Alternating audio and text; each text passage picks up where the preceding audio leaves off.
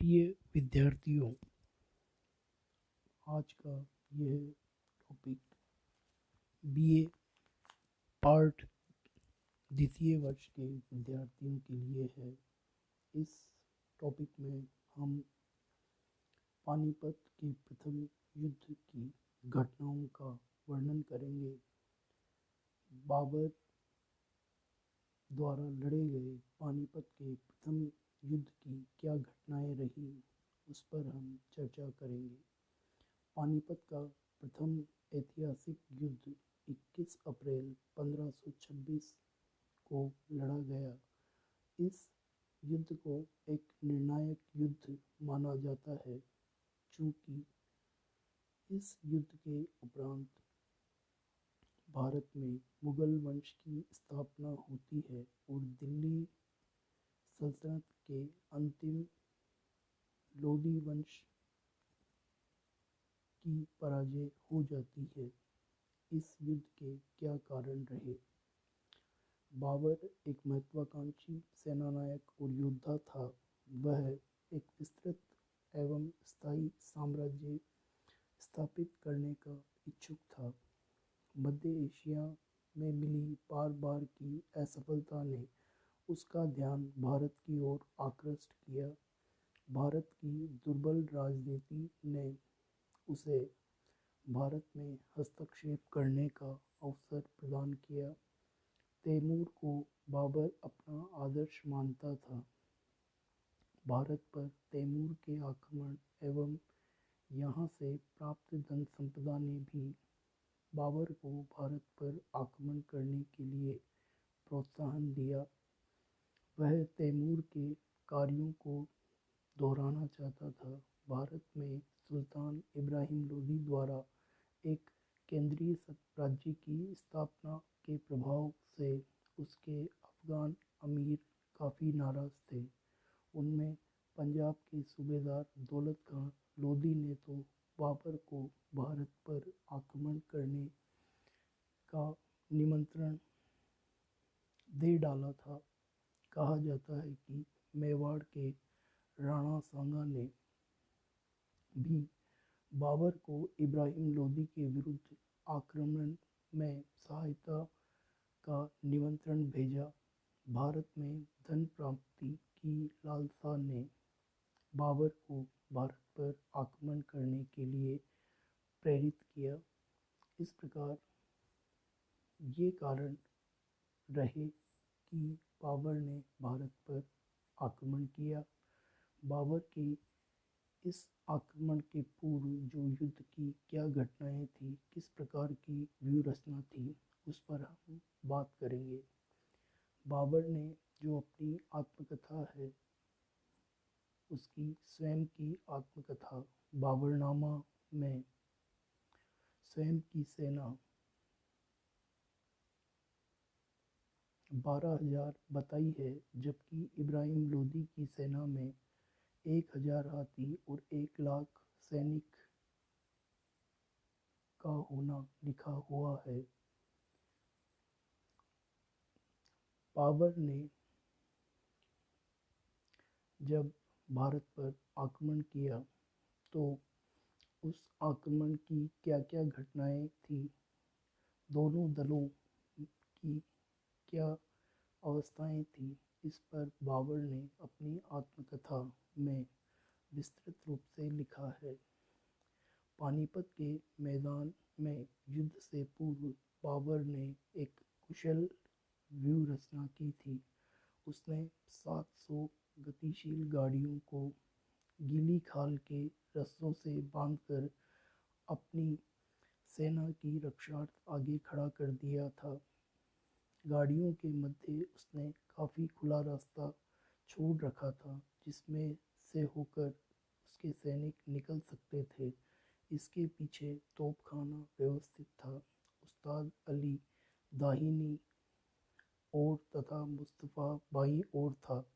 तोपखाने के पीछे खुसरो, कोकुलताश और मोहम्मद अली जंग के नेतृत्व में अग्रगामी रक्षकों का दल था।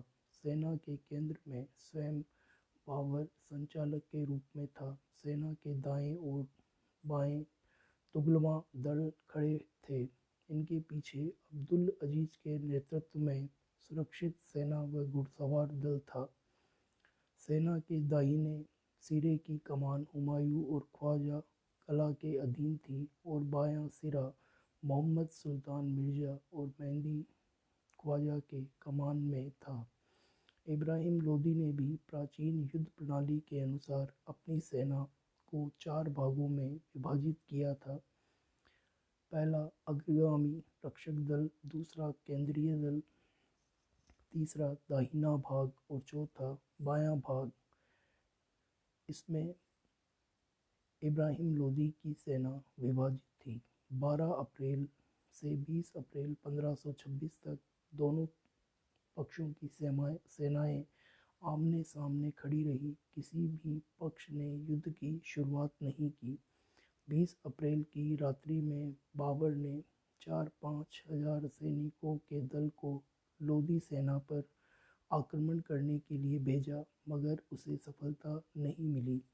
21 अप्रैल 1526 को प्रातःकाल ही इब्राहिम लोदी ने युद्ध की शुरुआत कर दी। इब्राहिम लोदी की आगे बढ़ती हुई सेना को बाबर की रक्षात्मक पंक्तियों के समक्ष ठहरना पड़ा। इसी समय बाबर ने तुलगुमा सेनाओं को तुरंत पीछे से घूमकर आक्रमण करने का आदेश दिया। लोदी सेना ने भी बाबर की सेना के बाएं खंड को घेर लिया। बाबर ने रिजर्व सेना को लोदी सेना के दाहिने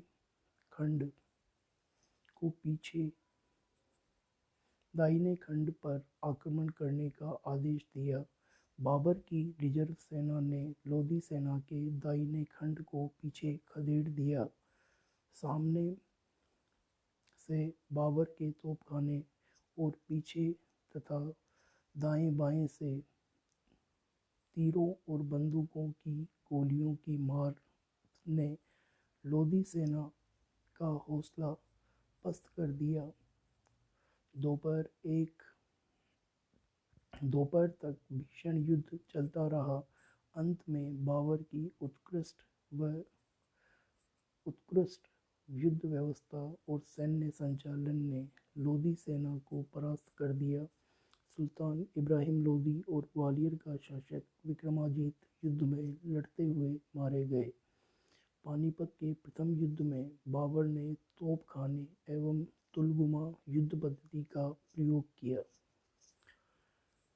इस प्रकार बाबर की व्यूह रचना रही और उसकी उत्कृष्ट युद्ध रचना के परिणाम स्वरूप ही पानीपत में इब्राहिम लोदी की हार हुई और विजय पक्ष बाबर के पक्ष में रहा। पानीपत के युद्ध के क्या परिणाम रहे उस पर हम बात कर रहे हैं। पानीपत का प्रथम युद्ध निर्णायक सिद्ध हुआ था। भारत की सर्वोच्च सत्ता लोदियों के हाथ से निकलकर मुगलों के हाथों में चली गई, जिन्होंने 15 वर्ष के अल्प समय को छोड़कर 2 शताब्दियों तक उस पर कब्जा बनाए रखा। बाबर आगरा तथा दिल्ली का स्वामी हो गया। रशबुक विलियम के शब्दों में, बाबर के इधर उधर भटकने के दिन बीत गए और उसने अब अपने प्राणों की रक्षा के लिए अथवा सिंहासन को सुरक्षित रखने के लिए चिंतित होने की जरूरत नहीं रही थी। लैनपूल ने पानीपत के प्रथम युद्ध के बारे में लिखा है कि दिल्ली के अफगानों के लिए पानीपत का युद्ध कैनी के समान सिद्ध हुआ। वह उनके साम्राज्य का विनाश और शक्ति का अंत था। डॉक्टर ईश्वरी प्रसाद के अनुसार बाबर की पानीपत के पहले युद्ध की तुलना क्लाइव के प्लासी के युद्ध से की जाती है। पानीपत की विजय से भारत में मुगल राज्य की स्थापना हुई और प्लासी की विजय से अंग्रेजों ने अपना आधिपत्य स्थापित किया।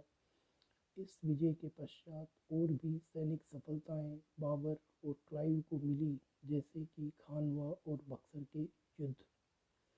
पानीपत के प्रथम युद्ध में बाबर क्यों सफल रहा, इसकी सफलता के क्या कारण थे, उस पर हम चर्चा कर रहे हैं। बाबर एक कुशल योद्धा था, जबकि इब्राहिम लोदी एक अनुभवहीन नवयुवक। अफगान अमीरों के प्रति उसका संदेहात्मक रवैया,